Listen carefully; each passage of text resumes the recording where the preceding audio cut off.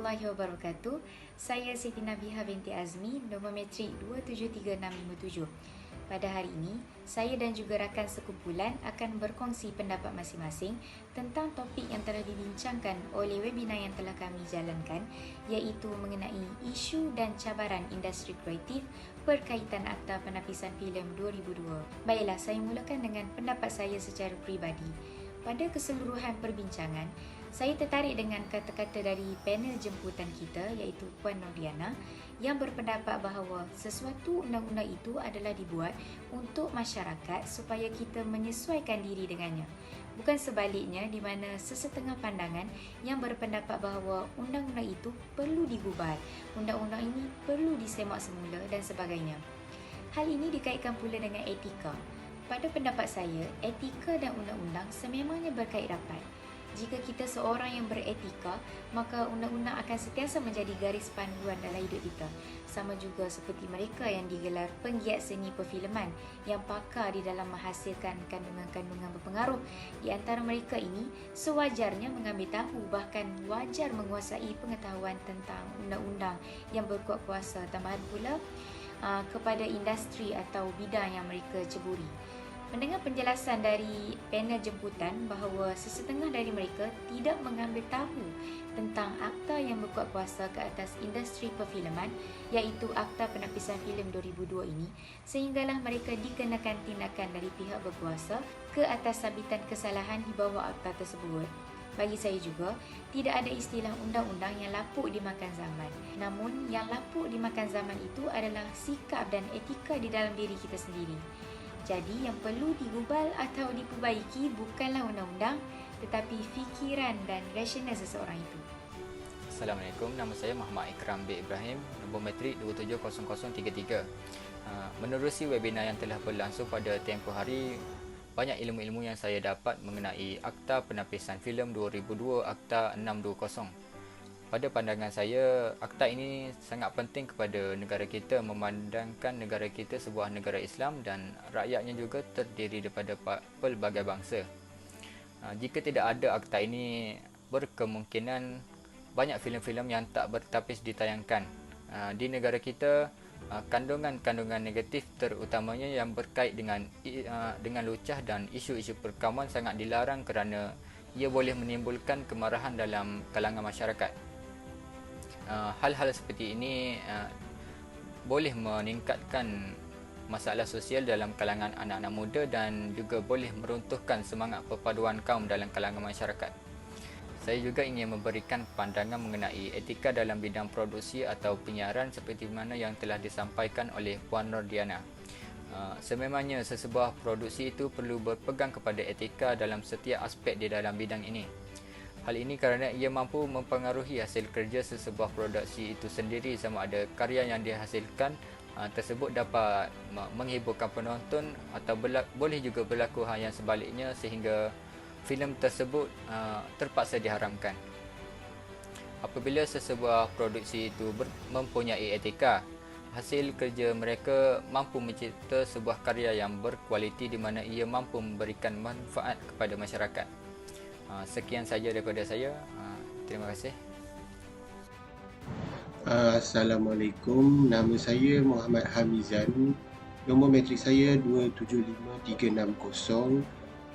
Jadi video kali ini adalah untuk merakamkan pandangan peribadi saya tentang etika dalam media, iaitu berkaitan dengan webinar yang telah kami jalankan berkaitan dengan isu dan cabaran dalam industri kreatif berkaitan dengan Akta Penapisan Filem. Jadi dalam webinar yang telah kami jalankan, antara soalan yang telah dikemukakan kepada panel jemputan iaitu Puan Nordiana, adakah relevan, masih relevankah Akta Penapisan Filem 2002 kepada industri kreatif di Malaysia? Puan Nordiana memberi maklum balas yang sememangnya Akta Penapisan Filem ini sangat relevan kepada industri kreatif, sebab antara sebab yang Puan Nordiana kata, ia berkaitan dengan media yang ada di Malaysia ini banyak mempengaruhi masyarakat Jadi sekiranya media yang ditayangkan di wayang ataupun di kaca televisyen mempunyai unsur yang tidak baik ataupun negatif, so jadi dia akan mempengaruhi minda rakyat.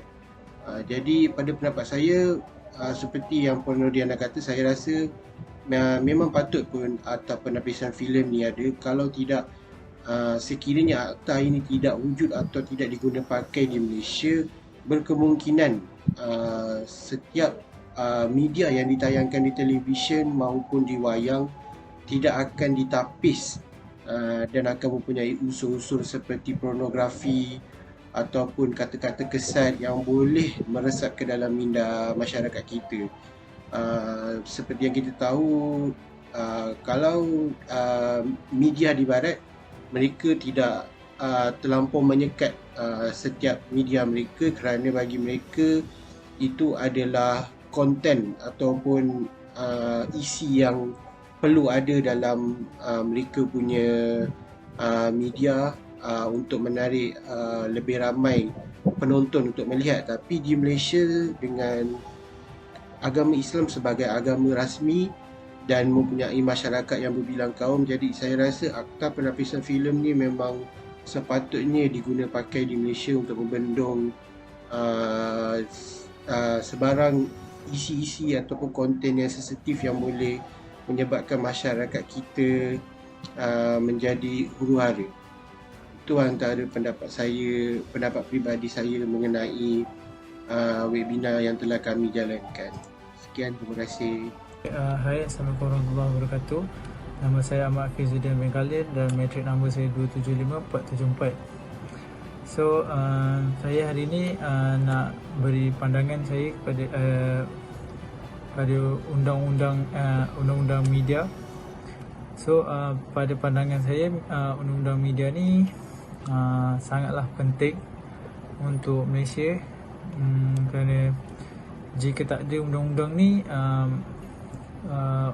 orang ataupun orang dalam industri ataupun sesiapa boleh melanggar undang-undang ataupun bebas untuk membuat apa-apa benda. So, untuk dari segi undang-undang media untuk filem, perfilman, so saya rasa amat penting untuk filem-filem yang masuk ke Malaysia ataupun buatan Malaysia untuk ditapis dulu sebelum ditayangkan di pawagam ataupun di stesen TV. Kerana jika tidak ditapis, dia akan mempengaruhi kanak-kanak ataupun generasi muda. So, jika ditapis, dia dapat mengelak perkara-perkara sebegitu berlaku di negara kita.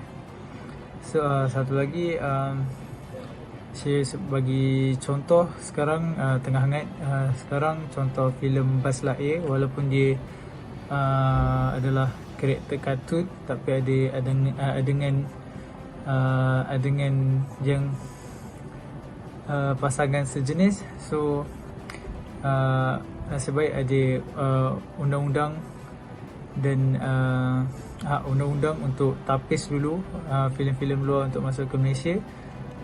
So, ia dapat mengelakkan daripada mempengaruhi kanak-kanak ataupun generasi muda. So, pandangan saya, undang-undang media ni adalah sangat penting untuk negara kita.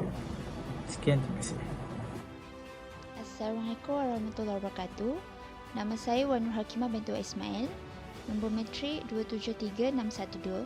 Pada pandangan saya, media law and ethics ini sangatlah relevan untuk diaplikasikan dalam kehidupan seharian, terutamanya pada masa kini yang penuh dengan teknologi dan juga social media. Berdasarkan daripada webinar yang telah dijalankan, dapat saya nyatakan bahawa media law and ethics ini amatlah wajar untuk diaplikasikan dalam setiap sudut, seperti dalam industri perfilman. Selain itu, daripada webinar ini juga saya dapat mempelajari banyak perkara mengenai undang-undang yang terdapat dalam industri perfilman, seperti Akta Penapisan Filem 2002 iaitu LPF, LPF ini ditubuhkan adalah bertujuan bagi menjaga keselamatan negara dan keharmonian kaum serta melindungi kepentingan negara dan juga rakyat daripada pengaruh buruk dan unsur-unsur yang negatif yang mungkin dipaparkan dalam sesetengah filem sejajar dengan tuntutan prinsip-prinsip rukun negara. Dengan adanya LPF ini, kita dapat menapis sesebuah filem daripada unsur-unsur yang tidak beretika dan juga tidak bermoral, dan saya percaya bahawa undang-undang yang dibuat adalah bagi kepentingan bersama, tidak kira sama ada kerajaan ataupun rakyat, dan adalah bagi menjamin kesejahteraan hidup. Ingin saya simpulkan bahawa pada pandangan saya, kajian lanjut diperlukan dan juga peraturan serta perundangan yang sewajarnya harus dirangka di peringkat sejagat bagi melindungi kepentingan individu dan juga masyarakat. Itu sahaja daripada saya. Sekian, terima kasih.